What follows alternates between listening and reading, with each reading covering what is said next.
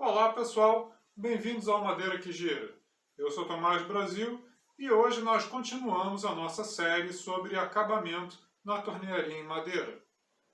No primeiro vídeo, nós vimos a importância de se ter um bom corte final para se ter a melhor superfície para o processo de acabamento. Afinal, a superfície é a base desse processo. No segundo vídeo, nós vimos sobre lixamento, aonde a gente corrige qualquer imperfeição que tenha ficado do corte e uniformiza toda a superfície, tirando toda e qualquer marca que tenha ficado. Nesse vídeo de hoje, nós vamos falar sobre o polimento da superfície. Antes de começar, no entanto, eu queria tirar um tempinho para responder uma pergunta feita pelo José Berto nos comentários do vídeo anterior sobre lixamento. E ele pergunta sobre a vantagem de se inverter o giro do motor, o giro da peça, para terminar o lixamento. Para quem não sabe, alguns tornos têm o recurso de você poder inverter o giro do motor. Ou seja, o motor do torno normalmente gira para frente e com esse recurso você consegue fazer com que ele gire ao contrário. Para quem não tem esse recurso no torno, como é o meu caso, a solução para isso seria trocar o posicionamento da madeira. Você coloca o ponto no contraponto e assim vai, e aí você consegue inverter a madeira e teria com isso ela rodando no sentido contrário ao que foi o corte e o lixamento. Obviamente, isso só vai funcionar no nosso caso se a peça estiver presa entre pontas, porque se ela estiver presa somente pela placa de castanhas, sem o apoio do contraponto, a gente não tem como inverter a fixação. O giro invertido tem sim as suas aplicações, e uma das finalidades dele é justamente no acabamento, no final da lixação. E ele funciona assim: você trabalha normalmente, lixa a peça como sempre fez, e após aplicar o último grão, você inverte o giro da peça, ou como aqui, inverteria a peça, e reaplica o último grão de lixa, ou seja, lixa de novo com o grão mais fino de lixa que você usou antes. E a explicação é a seguinte: quando a gente corta a madeira e quando a gente lixa a madeira e ela está sempre girando na mesma direção, se a gente for analisar microscopicamente, a fibra da madeira ela fica toda apontando na mesma direção. Logo, se você, por exemplo, passasse a mão ao contrário, você sentiria essa aspereza, já que a fibra está toda apontando para um lado e você vem com a sua mão contra essa fibra, logo ela fica mais áspera do que no sentido original. Então, se você lixar no sentido contrário, você pega essa aspereza e acaba com ela, o que significaria uma superfície mais bem acabada. Esse recurso é válido e funciona muito bem, principalmente em madeiras de fibras mais abertas ou quando a gente está fazendo um processo de lixação mais grosso. Mas em peças de acabamento mais fino ou feitas em madeiras de fibras mais fechadas, isso não faz diferença. E não faz diferença porque a gente fez um acabamento muito superior, muito mais fino ao que o tato da gente consegue reconhecer. No meu trabalho, por exemplo, onde eu faço normalmente as peças com acabamento em lixa de grão 400, o tato não reconhece nenhuma diferença. Voltando então agora para o tema do nosso vídeo, vamos direto falar sobre polimento. Vocês lembram lá no primeiro vídeo quando eu disse que o acabamento da madeira é uma sequência e que cada etapa vai influenciar na etapa seguinte?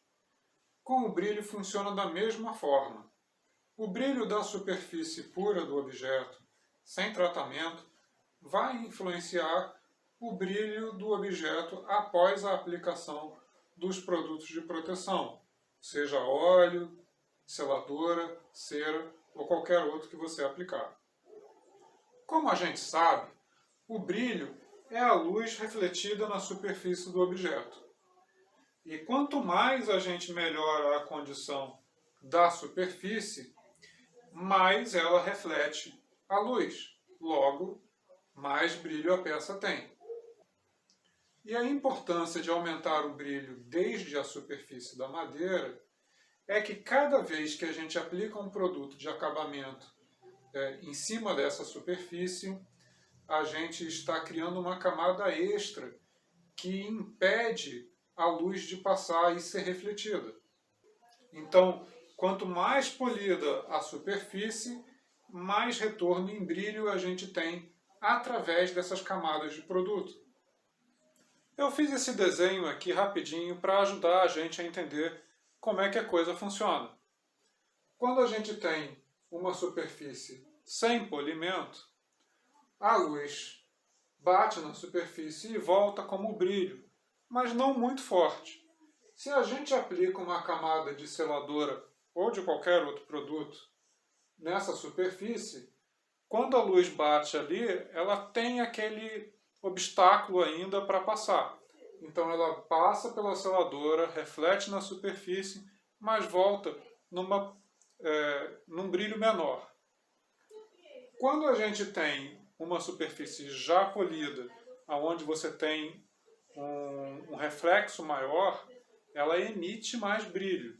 Logo, mesmo que a gente aplique um produto qualquer na superfície, quando o raio reflete na superfície depois de passar pelo produto, ele ainda volta com mais brilho. Agora, se você vai pintar o seu objeto, ou seja, você vai cobrir a superfície com uma tinta, que é um produto opaco e que não permite a passagem de luz até a superfície, não adianta nada você fazer o polimento. Então nem perca seu tempo. Vá direto para a fase de selagem ou de pintura do objeto. Mas se você vai usar produtos de acabamento que são translúcidos, ou seja, que deixam a luz passar, como a seladora, o óleo mineral ou vegetal, até mesmo alguns stens, né, ou tingidores, cera, você vai precisar fazer esse polimento da superfície para que o resultado final seja uma superfície de brilho maior. Então, depois de toda essa teoria, como é que realmente a gente vai fazer esse polimento para levantar o brilho da superfície? Bom, vamos falar então sobre a forma moderna de fazer esse polimento, que utiliza essas mantas abrasivas, que são como um feltro sintético e que a gente aplica na madeira como se a gente estivesse passando uma lixa. Esse produto geralmente é vendido em folhas um pouco maiores e aqui eu geralmente corto eles em pedaços menores para poder ser usado no torno. E ele tem em gramaturas diferentes, ele tem grosso, médio e fino. Eu geralmente uso o médio ou o fino, dependendo da condição da madeira, eu vou direto para o fino. Para fazer o polimento, então, a gente aplica a manta abrasiva diretamente na madeira, como se estivesse passando a lixa. Ligar o torno. Eu vou aplicar só desse lado aqui para a gente ver se consegue perceber a diferença de brilho.